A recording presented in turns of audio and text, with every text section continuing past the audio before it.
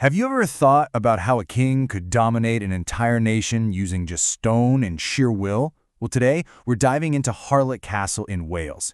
It's a fortress that tells one heck of a story about conquest, power, and legacy.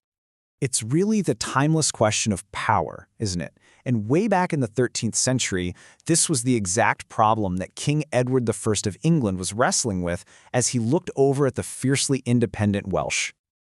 Edward's big answer. It wasn't just more soldiers. It was stone. He launched this absolutely incredible campaign to build a massive ring of iron fortresses, literally stamping his authority right onto the Welsh landscape. Okay, so let's get into it. How did this all start? Well, Harlech wasn't built for fancy royal parties. Nope. It was a war machine, pure and simple, designed for one thing: to crush resistance and control the territory. And boy, was Harlech thrown into the fire almost immediately. Founded by Edward I, it was key to his final conquest of Wales, but it was barely finished before it had to fend off these furious Welsh rebellions, proving just how tough it was right from the get-go. And this is the part you really gotta understand. Harlech was so much more than just walls and towers. It was a psychological weapon, a permanent, unblinking symbol of English power, designed to intimidate and control that Welsh frontier. So, what made this place so ridiculously hard to conquer?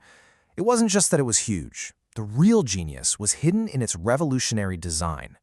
What really set Harlech apart was this unique blend of architectural styles. It had the brute force of those older Romanesque castles, thick, imposing walls built for pure defense, but it combined that with the elegant, soaring height of Gothic design, which was perfect for command and control. It was both a shield and a spear. And none of this was just for looks. Harlech was packed with what was basically the high-tech of its day. For example, it had this incredibly clever system of arches just to keep the inner fortress dry during a long siege. Every single stone, every single design choice had one purpose: to endure. Okay, so let's imagine you're in an attacking army. What was it actually like to try and take this place? Let's take a little walk through the defenses, starting with the very first monster of an obstacle you'd face. The gatehouse. Now, this wasn't just an entrance, it was a fortress inside the fortress. Its huge gates and layers of defenses were specifically designed to trap and crush any attacker who was foolish enough to even make it that far. And wrapping around the whole thing was the massive curtain wall. Now, the slide here says 13 feet, but, historical records actually suggest it was closer to 40 feet high, a sheer cliff of solid stone. For an army back then, just getting over this thing was a nearly impossible task. And even if, by some miracle, an army breached the gatehouse and scaled those walls, the fight was far from over.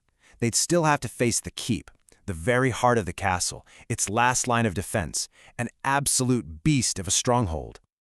But here's the thing about castles. Their stories don't just end with war. Over hundreds of years, Harlech's story began to change. This symbol of conquest slowly started turning into something else entirely, a priceless cultural treasure.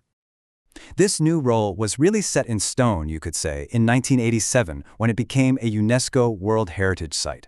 That's basically the whole world saying, hey, this place matters, not just as a fortress, but as a masterpiece of human history. So today, if you walk inside its walls, you're not going to find soldiers. You'll find art and history.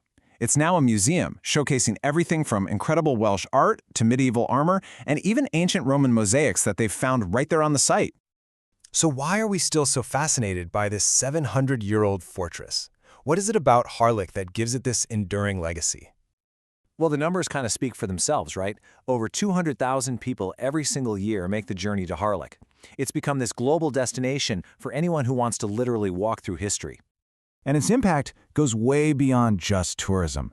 I mean, that iconic shape has inspired everyone from the legendary painter J.M.W. Turner all the way to the creators of the Harry Potter universe. Harlech isn't just a place anymore, it's an icon. Which I think brings us all the way back to the big question about its legacy. Should we see Harlech as this brutal symbol of conquest, or is it a monument to survival and architectural genius that now belongs to all of us? Maybe the real answer is somewhere in the middle, a complex story written in stone for every new generation to read for themselves.